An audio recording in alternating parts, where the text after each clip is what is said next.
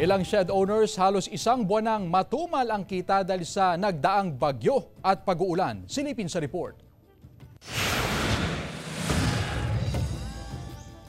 Abala sa paglilinis ang shed owner na si Clarido Raposas habang naghihintay ng mga customer na mag-aarkila ng shed sa Barangay Bunuan Gazette, Dagupan City. Kapansin-pansin ng kakaunting beachgoers sa Tondaligan Beach.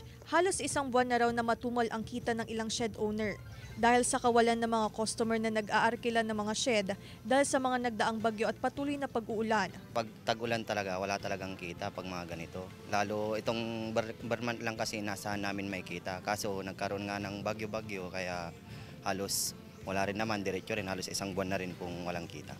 Inaasahan ng ilang shed owners na makababawi sila ng kita ngayong bare months, kabilang ng mga napipintong holiday sa bansa. Sa ngayon, bumagsak sa 150 hanggang 200 pesos ang renta kada shed mula sa dating 500 hanggang 1,000 pesos na renta. Rin po madam, pero wala rin pumupunta dito kasi may bagyo tsaka masamang panahon. Alangan hindi yung mga customer pumunta dito, yung mga visitors. Samantala, patuloy pa rin ang paalala ng otoridad sa mga beachgoer na mag-ingat sa pagliligo sa dagat upang makaiwas sa pagkalunod.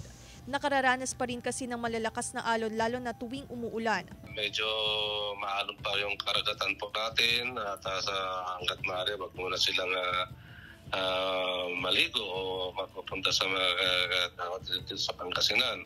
Kasama si Henry Duminsil, Claire Lacanilao Dongka, One North Central Luzon.